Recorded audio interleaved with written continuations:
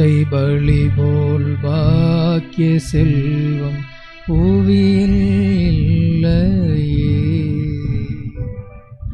புவி நிரம்ப பொன் தந்தாலும் இப்பலிக்கு ஈடில்லையே. பூசை பலி போல் பாக்கிய செல்வம் புவியில் இல்லையே.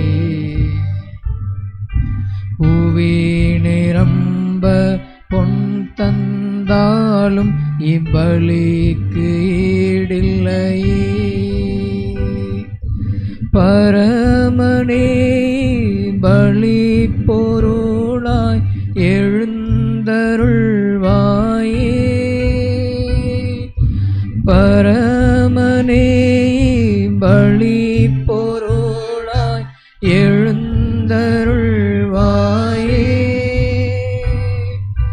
பக்தியாவல் நிரம்ப பலியை ஒப்பு கொடுப்போமே. பூசை பலி போல் பாக்கிய செல்வம் புவியில் இல்லையே.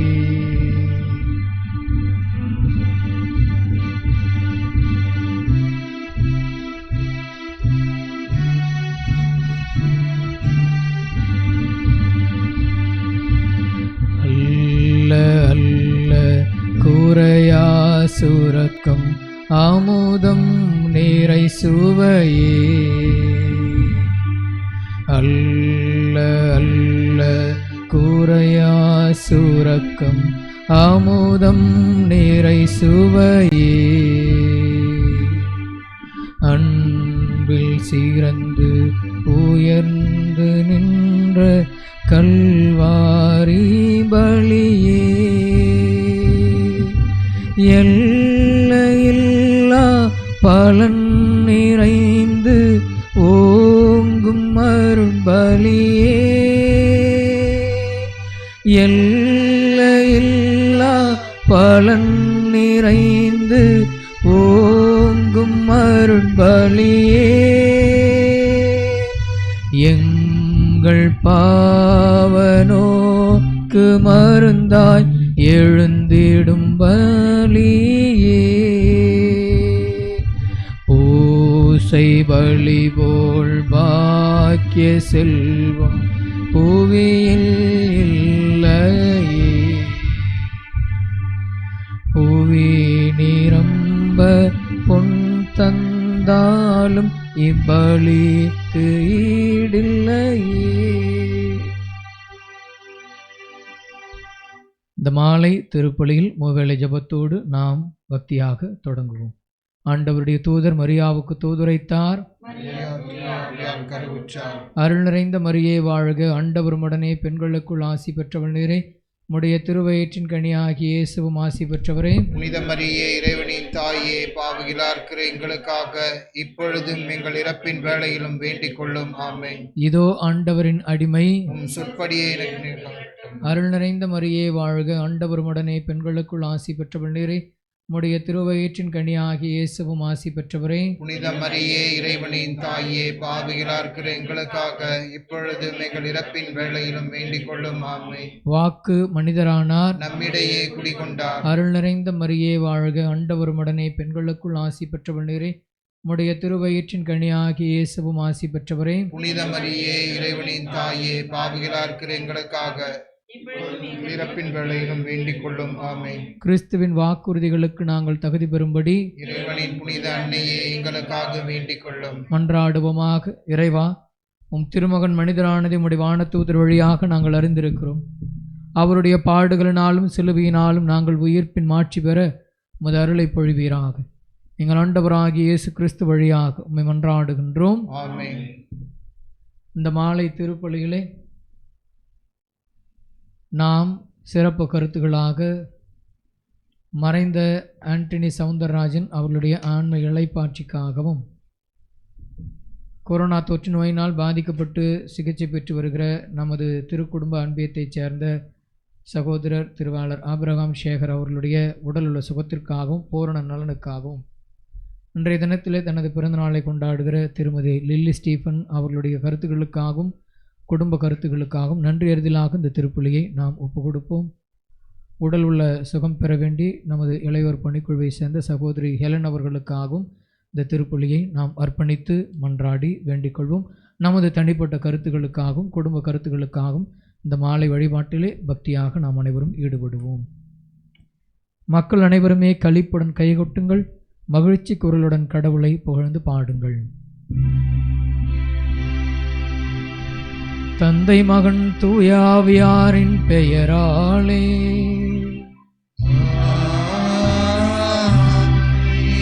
நம் ஆண்டவராகிய இயேசு கிறிஸ்துவின் அருளும் கடவுளின் அன்பும் தூயாவியாரின் நட்புறவும் உங்கள் அனைவரோடும் இருப்பதாக.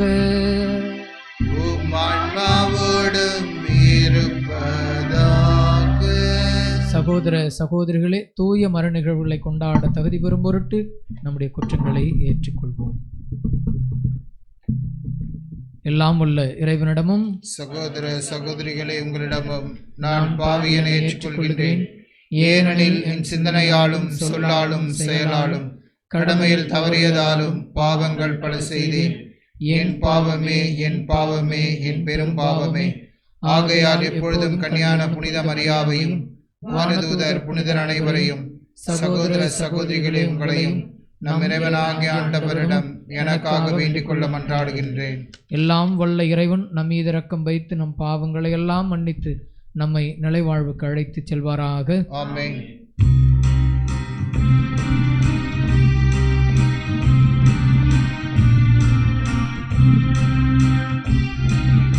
ஆண்டவரே இரக்கமாயிரும். ஆண்டவரே இரக்கமாயிரும். கிறிஸ்துவே இரக்கமாயிரும். கிறிஸ்துவே இரக்கமாயிரும். ஆண்டவரே இரக்கமாயிரும். ஆண்டவரே இரக்கமாயிரும்.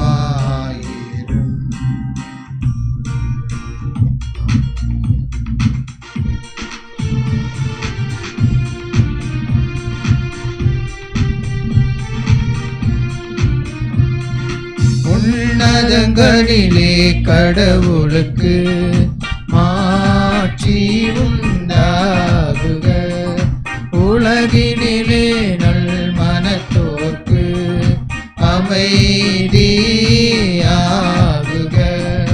உம்மை புகழ்கின்றோம், உம்மை வாழ்த்துகின்றோம், உம்மை ஆராதிக்கின்றோம், உம்மை மாட்சிப்படுத்துகின்றோம். உமது மேலான மாட்சியின் பொருட்டு உமக்கு நன்றி கூறுகின்றோம். ஆண்டவராகிய இறைவா, வானுலக அரசரே, எல்லாம் வல்ல தந்தையாகிய இறைவா, ஒரே மகனாய் உதித்த ஆண்டவர் இயேசு கிறிஸ்துவே, ஆண்டவராகிய இறைவா, இறைவனில் செம்மறியே, தந்தையின் திருமகனே, தந்தையின் திருமகனே, உலகின் பாவங்களை போக்குபவரே, எங்கள் இரக்கமாயிரும். உலகின் பாவங்களை போக்குபவரே, எங்கள் மன்றாட்டை ஏற்றருளும். தந்தையின் வலப்பக்கம் வீற்றிருப்பவரே, எங்கள் மேல் இரக்கமாயிரும். ஏனெனில் இயேசு கிறிஸ்துவே, நீர் ஒருவரே தூயவர், நீர்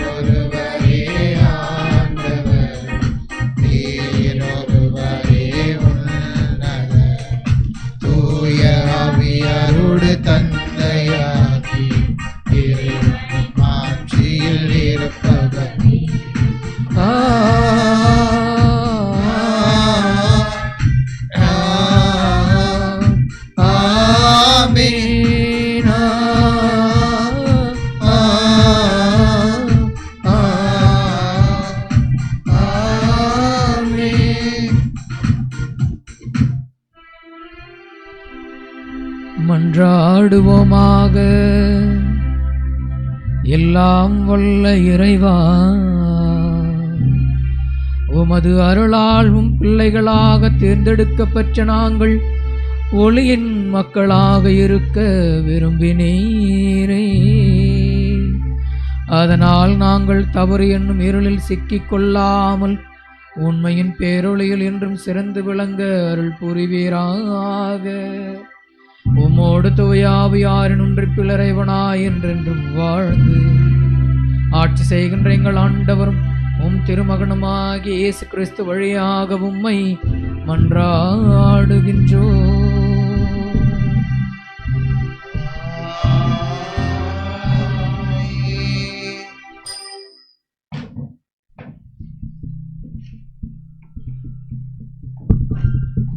ஆண்டவரின் புனிதர் வரும்பொழுதெல்லாம் இங்கே தங்கி செல்லட்டும். அரசர்கள் 2ஆம் நூலிலிருந்து வாசகம். அதிகாரம் 4, இறை வார்த்தைகள் 8 முதல் 11 மற்றும் 14 முதல் 16 முடிய. ஒரு நாள் எலிசா சூனேமுக்கு சென்றார். அங்கே இருந்த பணக்கார பெண் ஒருவர் அவரை உணவருந்தும்படி வற்புறுத்தினார். அதன் பின் அவர் வழியே சென்ற பொழுதெல்லாம் அங்கே உணவருந்திவிட்டு செல்வார். அவர் தம் கணவனை நோக்கி, நம்மிடம் அடிக்கடி வரும் ஆண்டவரின் அடியவர் புனிதர் என்று நான் கருதுகிறேன். ஆதலால் வீட்டு மேல் தளத்தில் சிறு அறை ஒன்றை அவருக்காக கட்டி அதில் படுக்கை, மேசை, நாற்காலி, விளக்கு முதலியன தயார்படுத்தி வைப்போம். அவர் வரும் பொழுதெல்லாம் அங்கே தங்கி செல்லட்டும் என்றார். ஒரு நாள் எலிசா அங்கு வந்து மாடி அறையில் தங்கி ஓய்வு எடுத்து கொண்டிருந்தார். எலிசா வேறு எந்த விதத்தில் அவருக்கு உதவி செய்யலாம் என்று கேட்டார். அதற்கு கேகசி, அவருக்கு குறை எதுவும் இல்லை, ஆனால் அவருக்கு பிள்ளை இல்லை, அவருடைய கணவருக்கும் வயதாகிவிட்டது என்றான். எலிசா, அவளை இங்கு வர சொல் என்றார். அவ்வாறே அவன் அவரை அழைக்க அவரும் கதவருகில் வந்து நின்றார். எலிசா அவரை நோக்கி, அடுத்த ஆண்டு இதே பருவத்தில் உனக்கு ஒரு மகன் பிறந்திருப்பான் என்றார். ஆண்டவர் வழங்கும் அருள்வாக்கு. இறைவனுக்கு நன்றி. பதிலுரை பாடல். ஆண்டவரின் பேரன்பை பற்றி நான் என்றும் பாடுவேன். ஆண்டவரின் பேரன்பை பற்றி நான் என்றும் பாடுவேன். ஆண்டவரின் பேரன்பை பற்றி நான் என்றும் பாடுவேன். நீர் உண்மையுள்ளவர் என தலைமுறை தோறும் என் நாவால் அறிவிப்பேன். உமது பேரன்பு என்றென்றும் நிலைத்துள்ளது என்று அறிவிப்பேன். உமது உண்மை வானை போல் உறுதியானது. பல்லவி. ஆண்டவரின் பேரன்பை பற்றி நான் என்றும் பாடுவேன். விழாவின் பேரொளியை அறிந்த மக்கள் பேறு பெற்றோர். ஆண்டவரே, உம் முகத்தின் ஒளியில் அவர்கள் நடப்பார்கள். அவர்கள் நாள் முழுவதும் உம் பேரில் களி கூறுவார்கள். உமது நீதியால் அவர்கள் மேன்மை அடைவார்கள். பல்லவி. ஆண்டவரின் பேரன்பை பற்றி நான் என்றும் பாடுவேன். ஏனெனில் நீரே அவர்களது ஆற்றலின் மேன்மை. உமது தயவால் எங்கள் வலிமை உயர்த்தப்பட்டுள்ளது. நம் கேடயம் ஆண்டவருக்கு உரியது. நம் அரசர் இஸ்ரேலின் தூயவருக்கு உரியவர். பல்லவி. ஆண்டவரின் பேரன்பை பற்றி நான் என்றும் பாடுவேன்.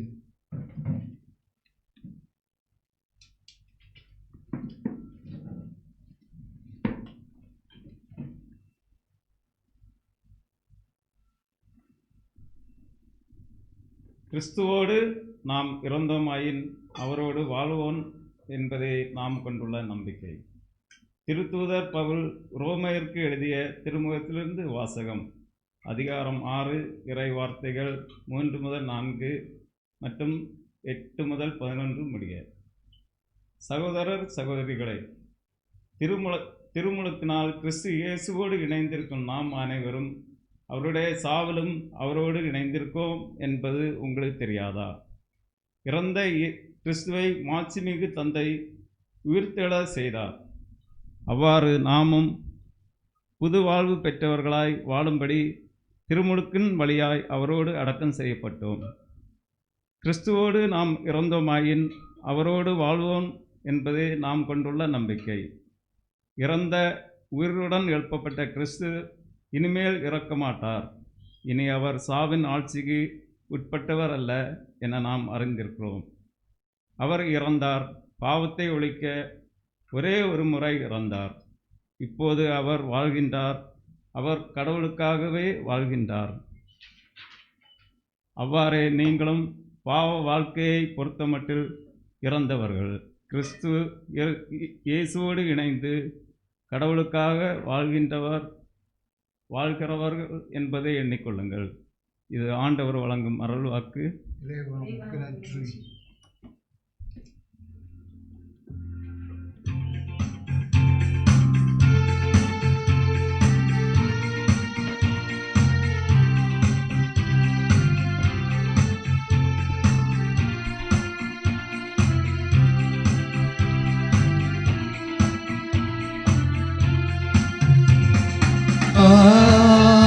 Alleluia, Alleluia, Alleluia,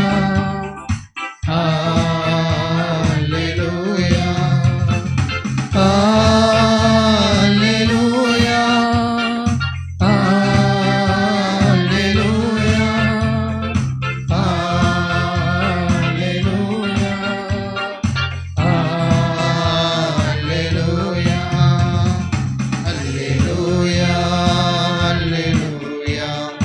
Alleluia, Alleluia, Alleluia, Alleluia, Alleluia,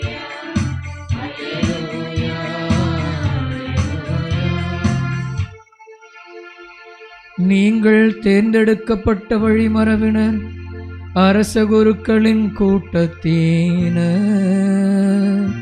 தூய மக்களினத்தினர், உங்களை இருளினின்று தமது வியத்தகு ஒளிக்கு அழைத்துள்ளவரணி மேன்மைமிக்க செயல்களை அறிவிப்பது உங்கள் பணி. அல்லேலூயா, Alleluia, Alleluia, Alleluia, அல்லேலூயா. ஆண்டவர் உங்களோடு இருப்பாராக. உம் ஆன்மாவோடு இருப்பாராக. மத்தேயு எழுதிய தூய நற்செய்தியிலிருந்து வாசகம். ஆண்டவரே மாட்சி உமக்கே.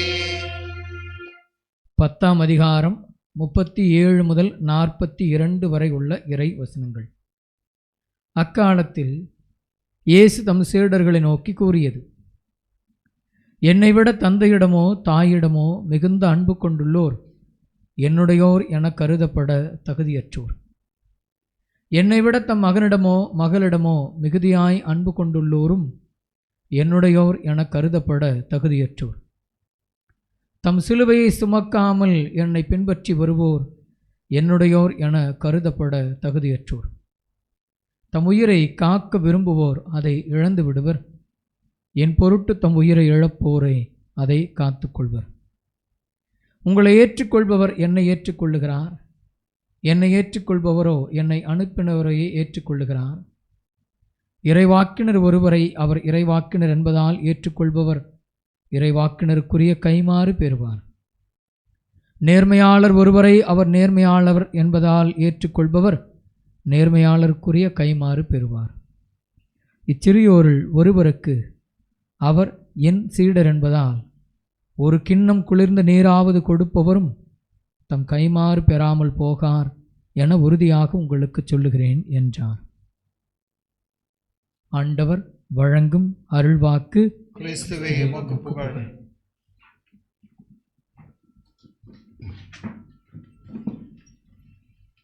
என் அன்பின் சகோதர சகோதரிகளே, பொது காலத்தின் 13வது ஞாயிற்றுக்கிழமை கடவுளுடைய அருள் தருகிற வல்லமைமிக்க நாளாக இது அமைந்திருக்கிறது. எல்லாவற்றிலும் கடவுள்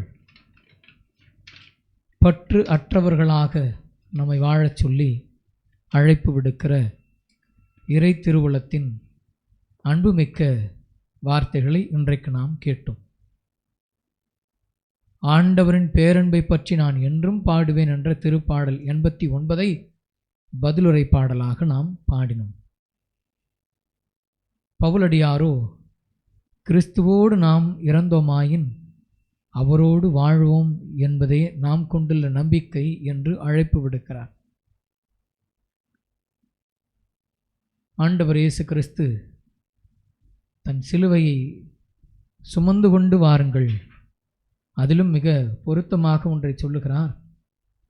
தம் சிலுவையை சுமக்காமல் என்னை பின்பற்றி வருவோர் என்னுடையோர் என கருதப்பட தகுதியற்றோர். என்னுடையோர் என கருதப்பட தகுதியற்றோர், தன் சிலுவையை சுமந்து கொண்டு என்று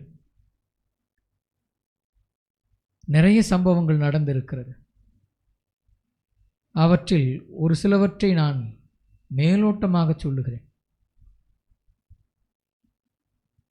திருமணமாகி 13 ஆண்டுகளுக்கு பிறகு ஒரு தம்பதியருக்கு குழந்தை பிறக்கிறது. அந்த பிள்ளையை மிகுந்த கவனத்தோடும் பாசத்தோடும்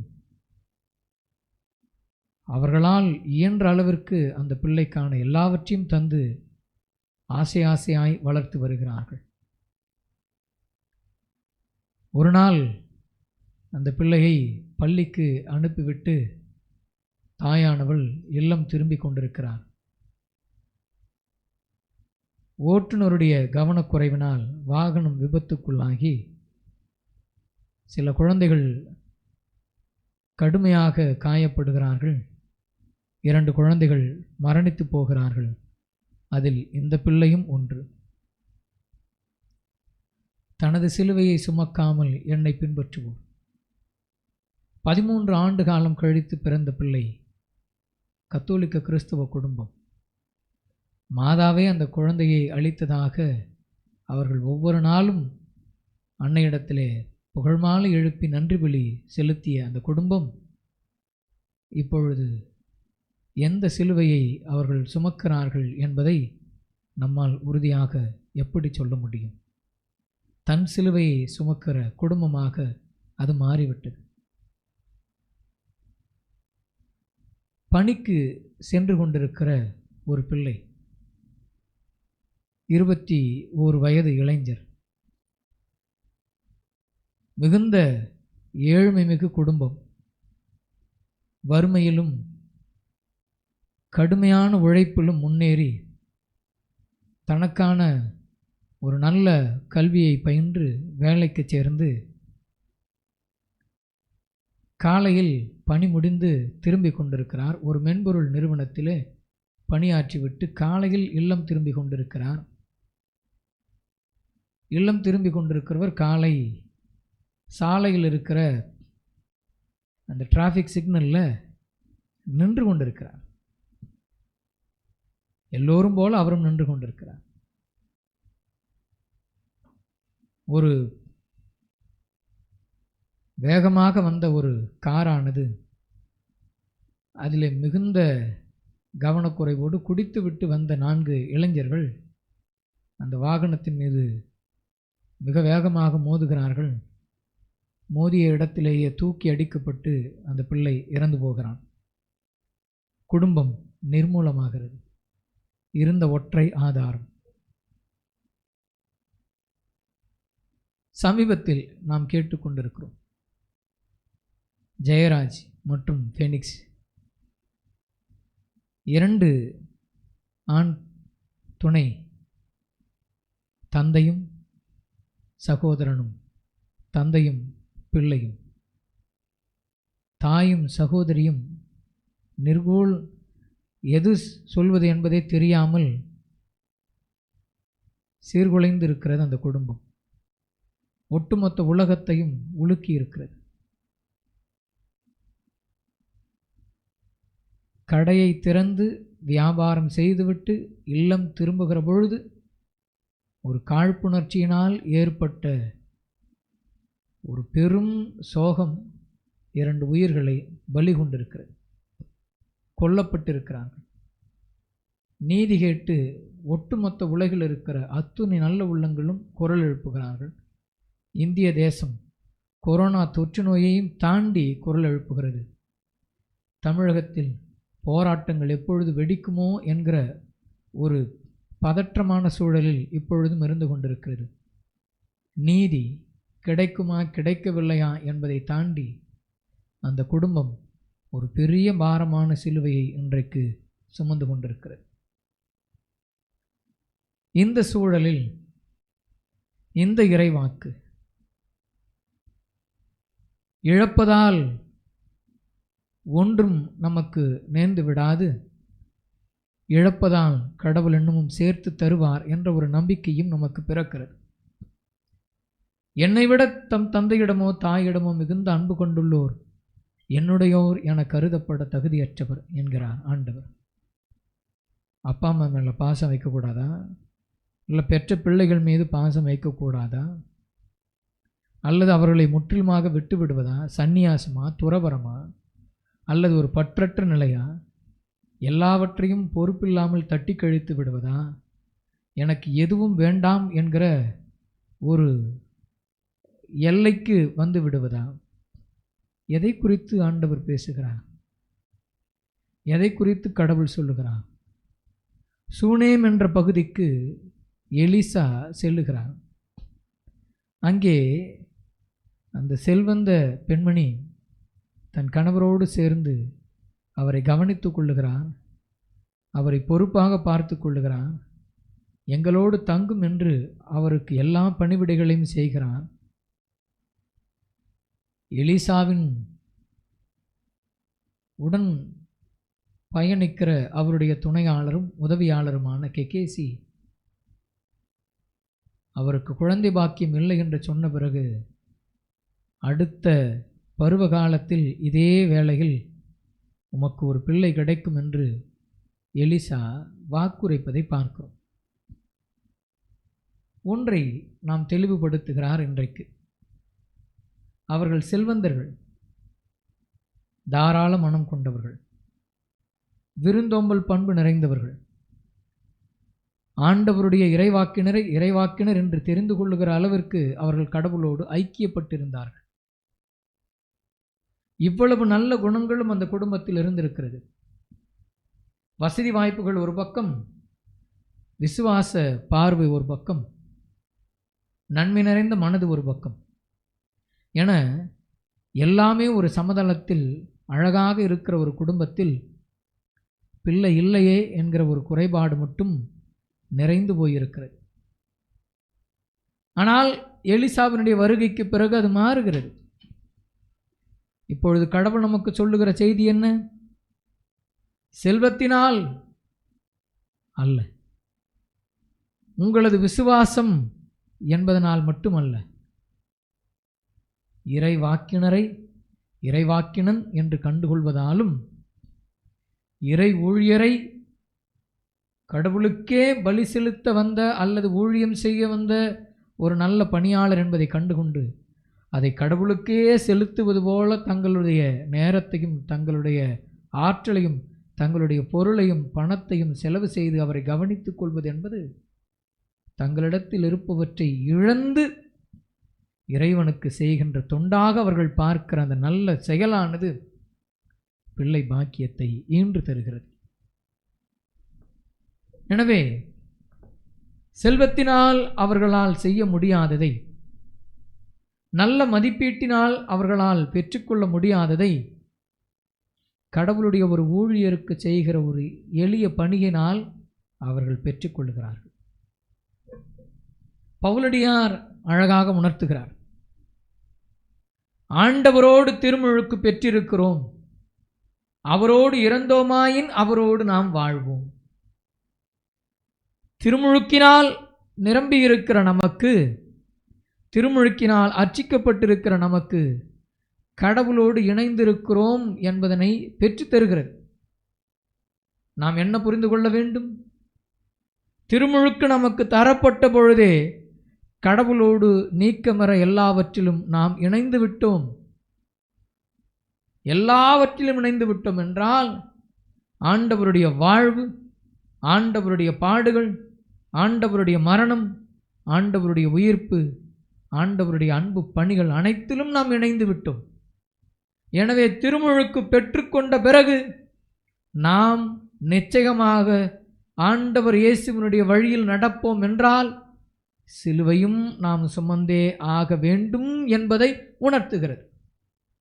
எனவே கடவுளுடைய பிள்ளைகளாக நாம் தேர்ந்தெடுத்து கொள்ளப்பட்ட பிறகு நமக்கு எல்லாம் நல்லதாகவும் எல்லாம் மிகுந்த வர்ணிக்கக்கூடிய அளவிற்கு மகிழ்வும் சந்தோஷமும் கொடுப்பதாக மட்டுமே அமைந்து விடும் என்பதில் மனித வாழ்வு அமையவில்லை. மாறாக கடவுள் உணர்த்துகிறது என்னவென்றால், அவருடைய பிள்ளைகளாக நாம் தெரிந்தெடுத்து கொள்ளப்பட்ட பிறகு அவருடைய எல்லா வழிகளிலும் நாம் நடந்து போக வேண்டியது நமக்கு கட்டாயமாகிறது. இப்பொழுது நாம் ஒன்றை புரிந்து கொள்வோம். நான் 3 சம்பவங்களை சொன்னேன். 4வதாக இன்னொரு சம்பவத்தை சொன்னேன். ஒரு ஏழை பிள்ளை பள்ளி முடித்து வீடு திரும்பி கொண்டிருக்கிறார். அது சற்று இருளடைந்த மங்கலான பாதை.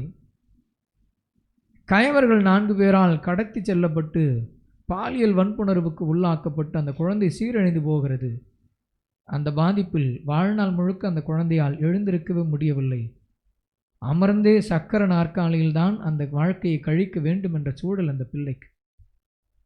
இதுவெல்லாம் எங்கும் நடந்ததல்ல, நம்மை சுற்றி இருக்கிற பகுதிகளில் நடந்ததுதான். இப்பொழுது இந்த பிள்ளைக்கான ஆறுதல் மொழியை எப்படி சொல்வது? இயேசுவினுடைய சிலுவை என்று சொல்வதா, அல்லது 4 கயவர்கள் செய்த துரோகம், அதை மன்னித்து தான் ஆக வேண்டும், அந்த கயவர்களை கடவுள் பார்த்து கொள்வார், நீ மன்னித்து விடு என்று அறநெறி கற்றுத்தருவதா, அல்லது பாதிக்கப்பட்ட அந்த பிள்ளைக்காக நீதி கேட்டு போராடுவதா, இனிமேல் யாருக்கும் அந்த விதமாக நடந்துவிடக்கூடாது என்று பாடம் கற்பிப்பதா? என்ன செய்ய வேண்டும்? நாம் சில கேள்விகள் அப்படியே நிறைந்திருக்கிறது. அதற்கான பதில்களை தேடுவதில் நாம் நேரத்தை விரயமாக்குவது போலவே தோன்றுகிறது. ஆனால் கடவுள் நமக்கு சொல்லித் தருகிறார். லூக்கா 18வது அதிகாரம் 27வது இறைவசனத்தில் இயேசு மனிதரால் இயலாதவற்றை கடவுளால் செய்ய இயலும் என்றார். எது நம்மால் செய்ய இயலாது என்று நாம் நினைக்கிறோமோ அதை கடவுள் செய்வார். நம்மால் இயலாதது, ஆனால் கடவுளால் இயலும், அவரால் கூடும். அதைத்தான் இன்றைக்கு நற்செய்தியில் ஆண்டவர் நமக்கு பாடம் புகட்டுகிறார். நம்மால் இயலாது, சிலரை விட்டு பிரிய இயலாது, சிலரை விட்டு தூர வர முடியாது, சிலவற்றின் மேல் நம்மால் பற்றை அகற்ற முடியாது, பற்று கொண்டவர்களாகவே இருப்போம். சில பலகீனத்தில் நாம் மூழ்கி விடுவோம், சில தவறுகளிலேயே நின்று விடுவோம். அவற்றிலிருந்து நம்மை மாற்றிக்கொள்ள மிகுந்த சிரமமாக இருக்கும். அந்த வழியில் நாம் நடப்பதற்கு, அல்லது அதிலிருந்து மாற்றி நாம் புதிய வழிக்கு நடப்பதற்கு நாம் நிறைய சிரமப்படுவோம். அதைத்தான் கடவுள் சொல்லுகிறார், மனிதரால் இயலாததை கடவுளால் செய்ய இயலும். எப்படி செய்ய இயலும்? நாம் எதை காத்து கொள்ள வேண்டும், எதன் மேல் பற்று கொண்டிருக்க வேண்டும், எதிலிருந்து பற்றை அகற்ற வேண்டும், பற்றை அகற்ற வேண்டியது எதிலிடத்தில், பற்றி கொள்ள வேண்டியது எதிலிடத்தில் என்பதை நாம் இன்றைக்கு புரிந்து கொள்வோம். நீதிமொழிகள் 4வது அதிகாரம் 23வது இறைவசனம் இப்படியாக சொல்லுகிறது, விழிப்பாய் இருந்து உன் இதயத்தை காவல் செய், ஏனெனில் அதனின்று பிறப்பவை உன் வாழ்க்கையின் போக்கை உறுதி செய்யும், அது சிதைவுறச் செய்யாது. விழிப்பாய் இருந்து உன் இதயத்தை காத்துக்கொள். அதைத்தான் நாம் விவிலியத்தில் இன்னொரு பகுதியில் பார்க்கிறோம், உலகமெல்லாம் தனதாக்கி கொண்டாலும் தன் ஆன்மாவை இழப்பதில் என்ன பயன் இருக்கிறது என்று கற்றுத்தருகிறான். என் அன்பின் சகோதர சகோதரிகளே, நம் இதயத்தை காத்துக்கொள்வோம். நாம் பற்றி கொள்ள வேண்டியது நமது ஆன்மாவை, நமது இதயத்தை, கடவுள் வாழுகிற அந்த கோட்டையை, கடவுள் வாழுகிற அந்த இல்லத்தை, இறைவன் வந்து தங்குகிற அந்த பேழையை நாம் காத்து கொள்ள வேண்டும். அதனால் இறைவன் தங்குகிற பொழுது அந்த இடத்தில் என்ன நடக்கிறது என்றால், அதனின்று பிறப்பவை உன் வாழ்க்கையின் போக்கை உறுதி செய்யும். உன் வாழ்க்கையின் போக்கை உறுதி செய்யும். தவறற்ற ஒரு சமூகத்தை, குறையில்லா ஒரு சமூகத்தை, அல்லது தவறிப்போகிற ஒரு பாதையிலே தொடர்ந்து நடக்கிற ஒரு சமூகத்தை நம்மால் தடுத்து நிறுத்த முடியும், மடைமாற்றம் செய்ய முடியும். அந்த முடியும் என்கிற சொல்லைத்தான் அழகாக சொல்லுகிறார்.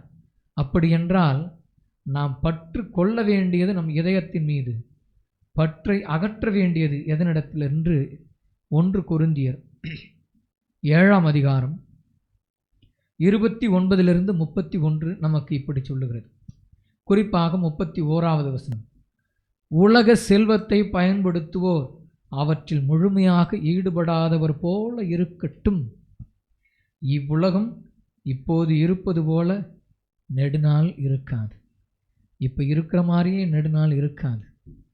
கடவுள் ஒரு நாள் வந்து இந்த உலகத்தை கைப்பற்றுவார். அப்படின்னா இப்போ கடவுள் இல்லையா என்றால், கடவுள் இல்லாதது போலவே ஒரு தோற்றத்தை இந்த மனித குலமானது இப்பொழுது சிருஷ்டித்து வைத்திருக்கிறது, உருவாக்கி வைத்திருக்கிறது, நிர்ணயம் செய்து வைத்திருக்கிறது என்பதில் எல்லளவு மாற்றமும் இல்லை. நாம் எதிலிருந்து பற்று கொள்ள வேண்டுமென்றால் அன்பில் பற்றுக்கொள்வோம், அக்கறையை பற்றிக்கொள்வோம், சமாதானத்தில் பற்றுக்கொள்வோம், நம்பிக்கையில் பற்றுக்கொள்வோம், நட்புறவில் பற்றுக்கொள்வோம், மனித மாண்பில் பற்றுக்கொள்வோம். எனவே இவற்றை பிடித்து கொள்வோம். எவற்றை விளக்க வேண்டுமென்றால் சோம்பேறித்தனத்தை அகற்றுவோம், காய்மகாரத்திலிருந்து அற்றுப்போவோம், பொறாமையிலிருந்து அற்றுப்போவோம், தீய சொல்லிலிருந்து அற்றுப்போவோம், தீய நாட்டங்களில், தீய பார்வைகளில், தீய சிந்தனைகளிலிருந்து அற்றுப்போவோம். பற்றுவது ஒன்றும் அற்றுவது ஒன்றுமாக நாம் வாழத் தொடங்குகிற பொழுது பற்று கொள்ள வேண்டியது இதயத்திலும், பற்றை அகற்ற வேண்டியது உலக செல்வத்திலும் என்று ஆண்டவர் கற்றுத்தருகிறார். அப்படிப்பட்டவர்கள் வாழ்கிற பொழுது பொறுப்பற்ற மனிதர்கள் இந்த சமூகத்தில் இருக்க மாட்டார்கள். ஒரு சகோதரியை பாலியல் வன்புணர்வு செய்து அதை வாழ்க்கை முழுக்க அமர்ந்த இடத்திலேயே தன் வாழ்நாளை கழிக்க வேண்டும் என்ற நிர்ணயத்திற்கு இந்த மனித குலம் உருவாக்கி இருக்காது. ஒற்றை பிள்ளை வேலைக்கு சென்று விட்டு திரும்புகிற பொழுது தங்கள் மது பழக்கத்தால் ஒரு பிள்ளையை வாகனம் ஏற்றி கொண்டிருக்க வாய்ப்பு இல்லாமல் போயிருக்கும்.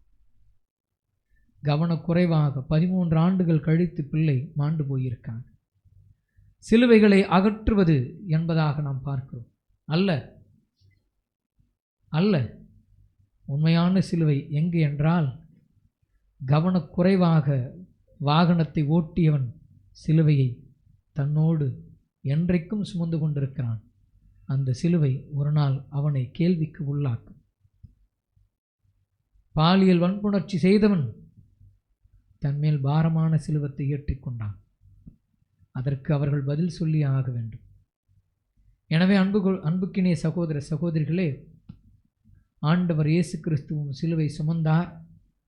தன்னால் சுமக்க இயலாதவராய் சீரியன் ஓர் சீமோனை அழைத்தார்கள்.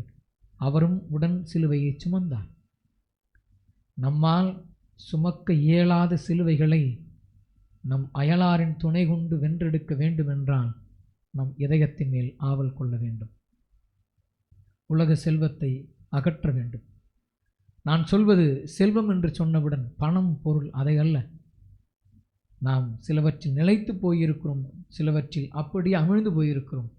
அவற்றிலிருந்து நம்மை விடுவிக்க, மடைமாற்றம் செய்ய ஒரு பாதையை நாம் தனிப்பாதையாக மாற்றிக்கொண்டு கடவுள் பக்கமாக எழும்பி வர இந்த நாள் நமக்கு உதவட்டும். இந்த ஞாயிறு நமக்கு அதற்கான செய்திகளை உள் உணர்த்தட்டும். நாம் ஆண்டவர் இயேசுவினுடைய சிலுவை வழியில், நேரிய வழியில், அமைதியான வழியில், நிம்மதியான வழியில் எல்லோரையும் நடத்தி செல்ல இறையருள் வேண்டி தொடர்ந்து ஜெபிப்போம். எழுந்து நின்று நமது விசுவாசத்தை அறிக்கையிடுவோம். ஆமென்.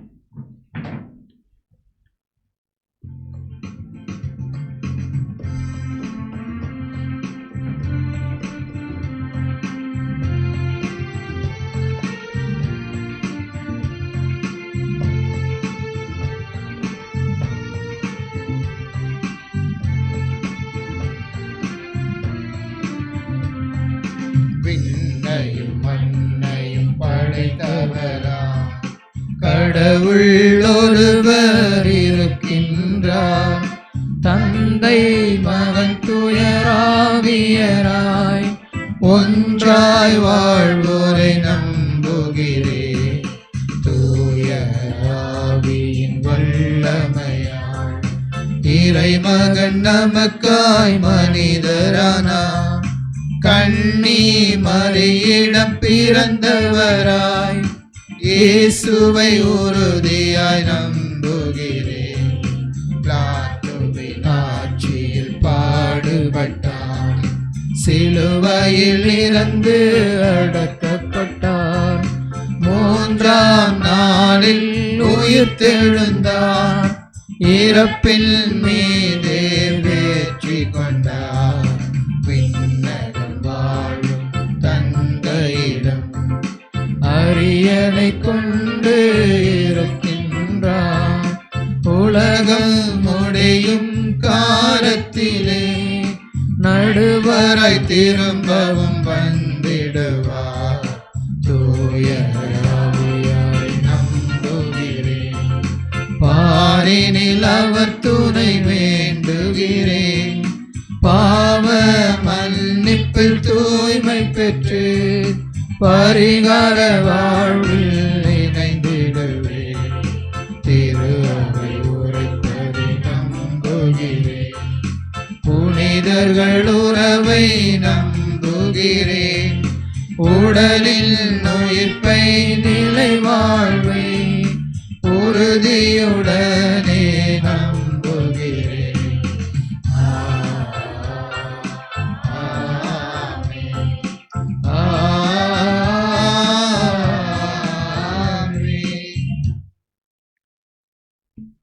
நமது தேவைகளையும் ஜெபங்களையும் இறையேசுவனுடைய பாதத்தில் எடுத்து வைத்து மன்றாடும். நாம் சொல்ல வேண்டியதில் எல்லாம் வல்ல இறைவா எங்கள் மன்றாட்டை கேட்டருளும். எல்லாம் வல்ல இறைவா எங்கள் மன்றாட்டை கேட்டருளும். தாய் திரு அவையை ஆண்டு வரும் எங்கள் அன்பு இறைவா, திருத்தந்தை அவர்களுக்காகவும் ஆயர்தந்தை மேதகு நீதிநாதன் அவர்களுக்காகவும் துறவியர்கள் கன்னியர்கள் பொதுநிலை மக்கள் அனைவருக்காகவும் இந்த நேரத்தில் வேண்டுகிறோம். இந்த நோயின் தன்மையிலிருந்து மக்களை பாதுகாக்கிற மகத்துவமிக்க பணிகளை செய்து கொண்டு வருகிற இறையடியார்களாகி ஊழியர்கள் ஒவ்வொருவரையும் நலன் கொண்டு காத்து அருள் பார்வையினால் அவர்களுக்கு விடுதலை தந்திட வேண்டும் என்று ஆண்டவரே உம்மை மன்றாடுகின்றோம். எல்லாம் வல்ல இறைவா எங்கள் மன்றாட்டை கேட்டருளும். கொரோனா தொற்று நோயினுடைய கொடும் கரத்திலிருந்து மக்கள் விடுவிக்கப்பட வேண்டும் என்றும், இதுநாள் வரைக்கும் இந்த நோயினால் பாதிக்கப்பட்டு மாண்டு போன மனித உள்ளங்கள் ஒவ்வொன்றுக்காகவும், நோயினுடைய தன்மைகள் கூட அறியாமல் அதனால் பாதிக்கப்பட்டு இருக்கக்கூடிய ஏழை எளியவர்கள், புலம்பெயர்ந்தோர், உழைக்கிற உழைப்பாளர்கள், விவசாயிகள், மற்ற வியாபாரிகள், மற்ற பணியாளர்கள் ஒவ்வொருவரையும் இந்த திருப்பாதத்திலே அர்ப்பணிக்கிறோம். அவர்கள் அனைவருக்கும் போதிய பாதுகாப்பையும் நல்ல மரியாதையையும் தந்து அவர்கள் செய்கிற சேவையை மக்கள் மதித்து அவர்களை புரிந்து கொண்டு வழிநடத்தப்பட வேண்டும் என்று ஆண்டவரை உம்மை மன்றாடுகின்றோம். எல்லாம் வல்ல இறைவா எங்கள் மன்றாட்டை கேட்டருளும். அன்பின் பரலோக தந்தையே, எங்கள் பங்கு குடும்பத்திற்காகவும் பொன்விழா காண்கிற இந்த நேரங்களில் ஆலயத்தில் இணைந்து ஜெபிக்க முடியாமல்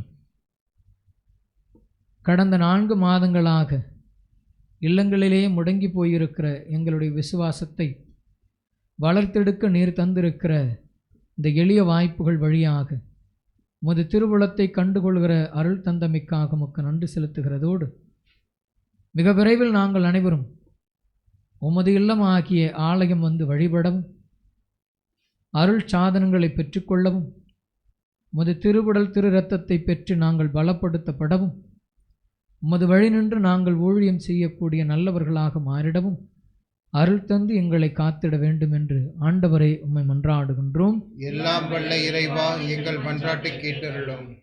இந்த நாட்டிற்காகவும் நாட்டின் தலைவர்களுக்காகவும் இந்த நாட்டிலே வாழ்கிற ஏழை எளியவர்கள், உதறி தள்ளப்பட்டவர்கள், சமூகத்தின் விளிம்பில் வாழ்கிற மக்கள், கைம்பெண்கள், திருநங்கைகள், தொழிலாளர்கள் இவர்களுக்காகவும், சிறு விவசாயிகள், வியாபாரிகள் இவர்களுக்காகவும், சமீபத்தில் கொலையுண்டு போன ஜெயராஜ் மற்றும் ஃபெனிக்ஸ் இவர்களுடைய ஆன்மாவிற்காகவும் இந்த மாலை திருப்பலியிலே நாங்கள் பக்தியோடு வேண்டுகிறோம்.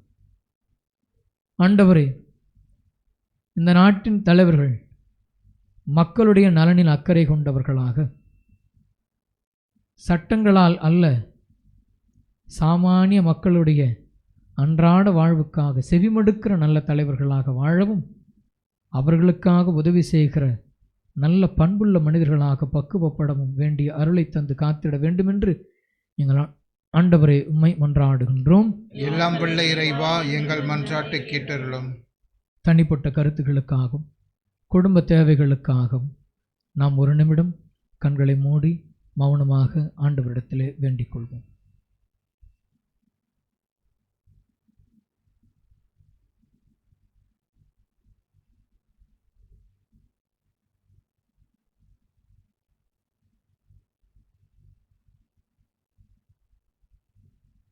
நீரே வழி, நீரே சத்தியம், நீரே ஜீவன் என்று உம்மையே நம்பியிருக்கிற எங்களுக்கு எல்லாவற்றையும் தந்து காத்து கொண்டிருக்கிற எங்கள் நல்ல தகப்பனே, எளியவர்கள் உமது பாதத்தில் வைத்த இந்த ஜபங்களை ஏற்று அருள் தந்து காத்திட வேண்டும் என்று எங்கள் ஆண்டவராகிய கிறிஸ்து வழியாக உம்மை மன்றாடுகின்றோம். ஆமென்.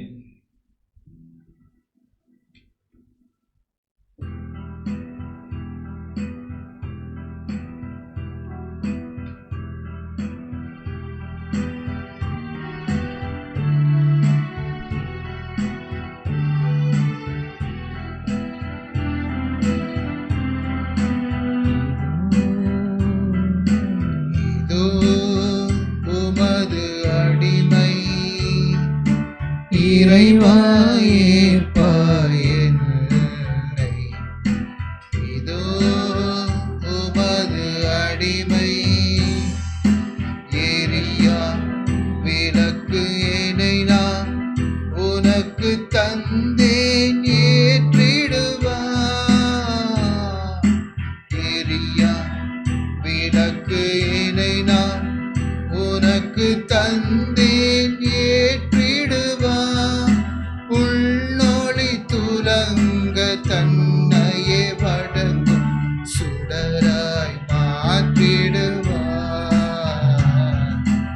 இதோ உமது அடிமை. இறைவா ஏற்பாய் என்னை, இதோ உமது அடிமை. சகோதரிகளே, சகோதரர்களே, என்னுடையதும் உங்களுடையதுமான இந்த உன்னத திருப்பலி தந்தையாம் இறைவனுக்கு ஏற்றதாகும்படி மன்றாடுங்கள். ஆண்டவர் தமது பெயரின் புகழ்ச்சிக்காகவும் மாட்சிக்காகவும் நமது நன்மைக்காகவும் புனித திரு அவை அனைத்தின் நலனுக்காகவும் இந்த கையின்றி பலி ஏற்றுக்கொள்வாராக.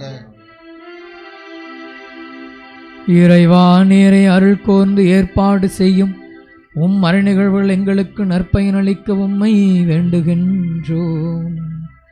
அதனால் எங்கள் பணியின் புனித காணிக்கைகள் உமக்கு ஏற்றவையாயிருப்பனவாக எங்கள் ஆண்டவராகிய கிறிஸ்து வழியாக உம்மை மன்றாடுகிறோம்.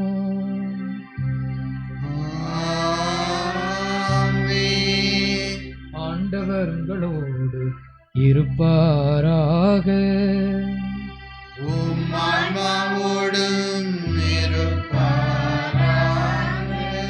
இதயங்களை மேலே எழுப்புங்கள். ஆண்டவரிடம் எழுப்பியுள்ளோம். நம் இறைவனாகிய ஆண்டவருக்கு நன்றி கூறுவோம். அது தகுதியும் நீதியும் ஆனதே. ஆண்டவரே, தூயவரான தந்தையே, என்றுமுள்ள எல்லாம் வல்ல இறைவா,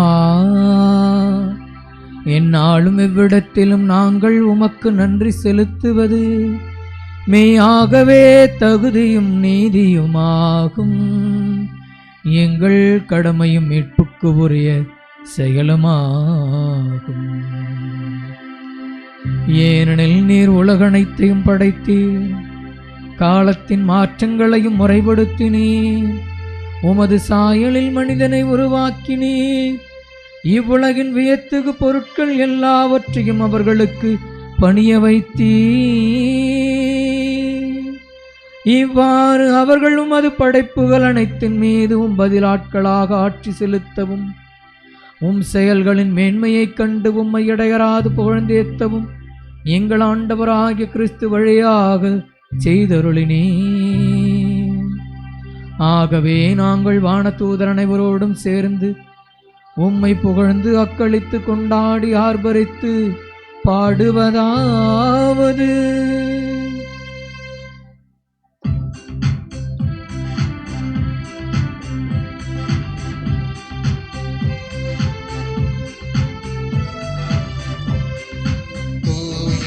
தூயவர் தூயவர் வான்படைகளின் கடவுளாம் ஆண்டவர், விண்ணகமும் மண்ணகமும் உமது மாட்சியால் நிறைந்துள்ளன.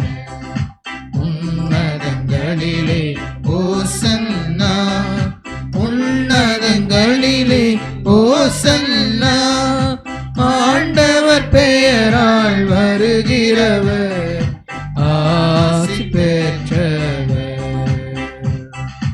உன்னதங்களிலே ஓசன்னா, உன்னதங்களிலே ஓசன்னா.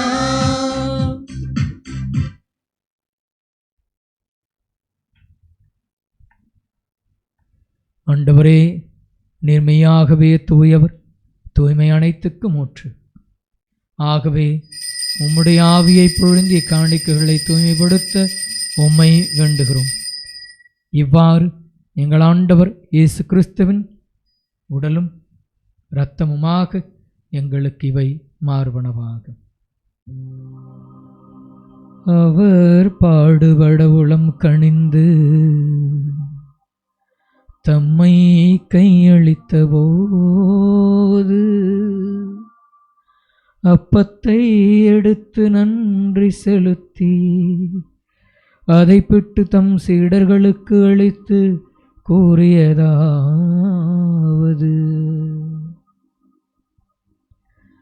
அனைவரும் இதிலிருந்து பெற்று உண்ணுங்கள், ஏனெனில் இது உங்களுக்காக கையளிக்கப்படும் என் உடல்.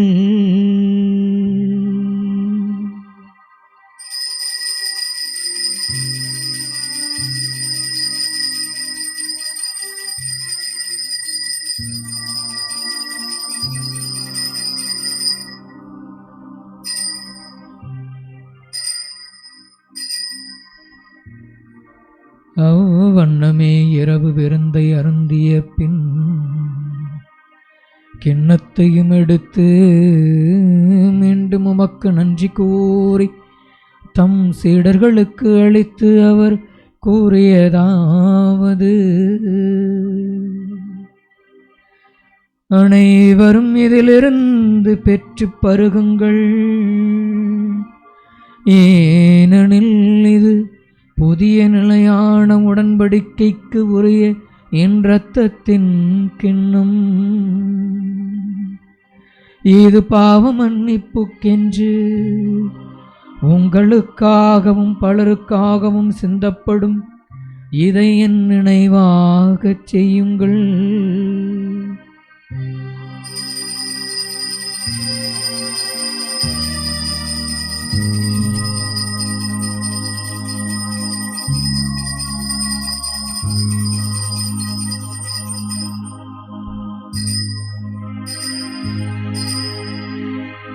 நம்பிக்கையின் மறைபொருள். ஆண்டவரே, நீர் வருமளவும் உமது இறப்பினை அறிக்கையிடுகின்றோம், உமது உயிர்ப்பினையும் எடுத்துரைக்கின்றோம். ஆகவே ஆண்டவரே, நாங்கள் கிறிஸ்துவின் இறப்பினையும் உயிர்ப்பினையும் நினைவு கூர்ந்து வாழ்வு தரும் அப்பத்தையும் மீட்பளிக்கும் கிண்ணத்தையும் ஒப்புக் கொடுக்கின்றோம். திருமணன்று மக்கு ஊழியம் புரிய தகுந்தவர்கள் என எங்களை ஏற்றுக்கொண்டீர். எனவே மக்கு நன்றி செலுத்துகின்றோம். மேலும் கிறிஸ்துவின் உடலிலும் இரத்தத்திலும் பங்கு கொள்ளும் எங்களை தூய ஆவியார் ஒன்று சேர்க்க வேண்டும் என உம்மை தாழ்மையுடன் மன்றாடுகின்றோம். ஆண்டவரே, உலகெங்கும் பரவி இருக்கும் அது திரு அவையை நினைவு கூர்ந்தருளும். எங்கள் திருத்தந்தை பிரான்சிஸ், எங்கள் அன்பு ஆயர் நீதிநாதன், எல்லா திருநணையினர் ஆகிய அனைவரோடும் அது திரு அவை அன்பில் நிறைவு பெறச் செய்தருளும். மேலும் உயிர்த்தெழும் எதிர்நோக்குடன் துயில் கொள்ளும் எங்கள் சகோதரர் சகோதரிகளையும் இறந்தோர் அனைவரையும் இரக்கத்துடன் நினைவு கூர்ந்தும் அது திருமுக வழியினுள் ஏற்றருளும். எங்கள் அனைவர் மீதும் இரக்கமாயிரும். கடவுளின் கன்னித்தாயான புனித மரியா, அவருடைய கணவரான புனித யோசேப்பு, புனித திருத்தூதர்கள், இவ்வுலகில் மக்குகந்தவராய் இருந்தோர் ஆகிய புனிதர் அனைவருடன் நாங்கள் நிலைவாழ்வில் பங்கு கொள்ளும் தகுதி பெற்று திருமகன் இயேசு கிறிஸ்து வழியாக உம்மை புகழ்ந்தேத்தும் வரம் அருள உம்மை மன்றாடுகின்றோம்.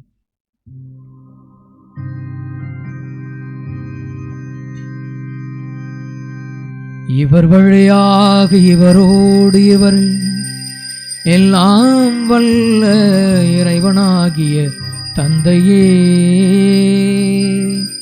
தூய ஆவியாரின் ஒன்றிப்பில் எல்லா புகழும் ஆட்சியும் என்றென்றும் உமக்கு உரியதே.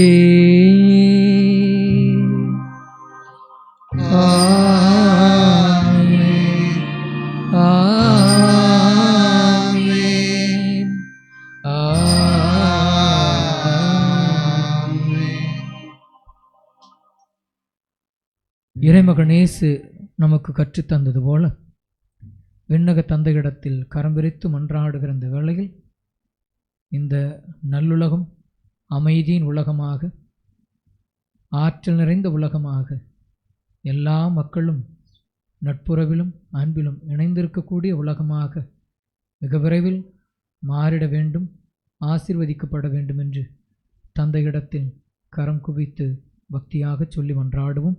விண்ணுலகில் இருக்கிற எங்கள் தந்தையே, உமது பெயர் தூயது என போற்றப் பெறுக.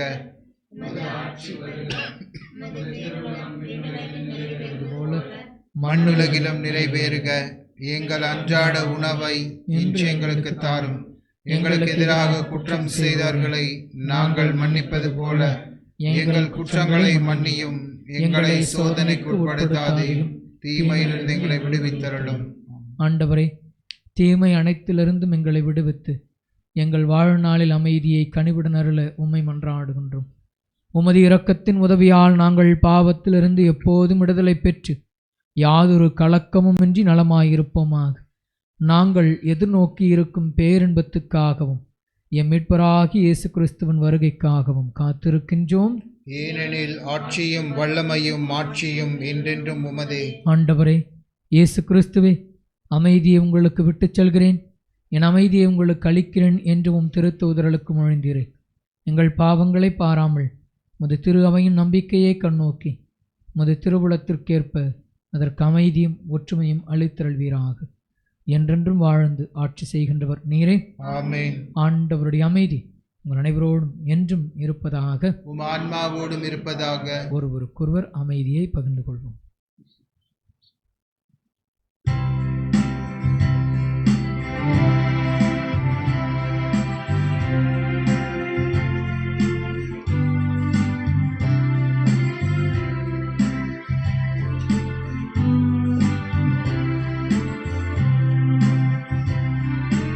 உலகின் பாவம் போக்கும் இறைவனின் செம்மறியே,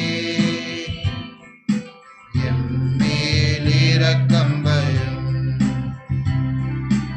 உலகின் பாவம் போக்கும் இறைவனின் செம்மறியே, எம்மேல் இரக்கம் வையும். உலகின் பாவம் போக்கும் இறைவனின் செம்மறியே, எமக்கு அமைதி அருளும்.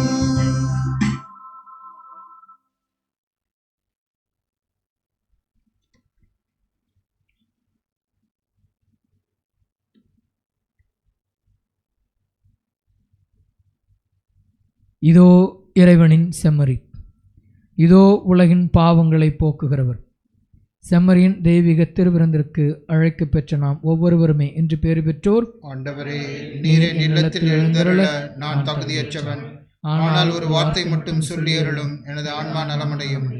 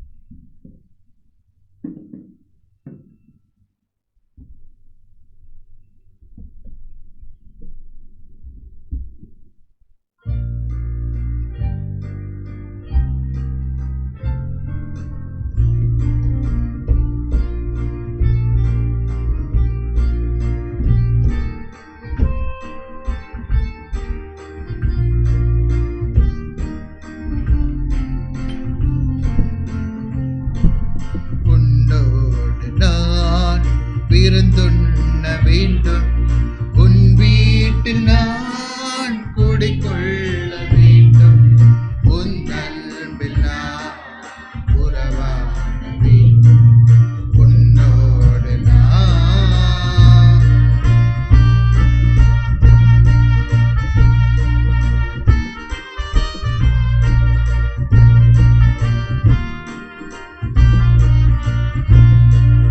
என் வாழ்விலே இது ஒரு பொன்னா, என் அகமதிலே நீ வரும் திருநாள். என் வாழ்விலே இது ஒரு பொன்னா, என் அகமதிலே நீ வரும் திருநாள். உன் அன்புக்காய் அனைத்தையும் இழப்பேன், அனைத்தையும் இழப்பேன், மன்னவன் உனக்கா என்னையை கொடுப்பேன், உன்னோடு நான் விருந்துள்ள வேண்டும், உன் வீட்டில் நான் குடிக்கொள்ள வேண்டும், உன் அன்பில் நான் உறவாட வேண்டும், உன்னோடு நான்.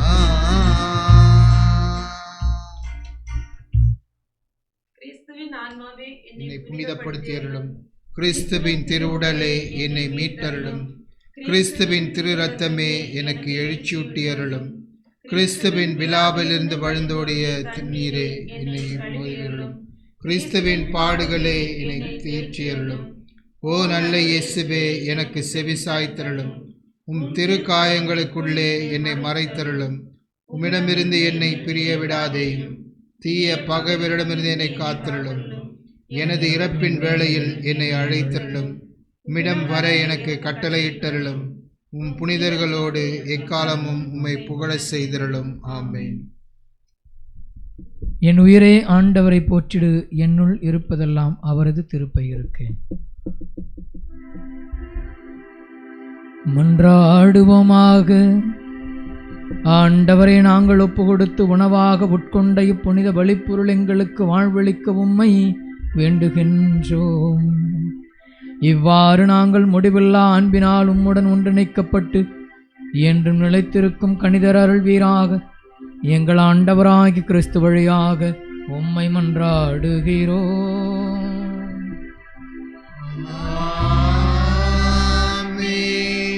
ஆண்டவர்களோடு இருப்பாராக. ஆன்மாவோடும் இருப்பாராக. எல்லாம் வல்ல இறைவன் தந்தை மகன் தூயாவியா உங்கள் அனைவரையும் ஆசீர்வதிப்பாராக.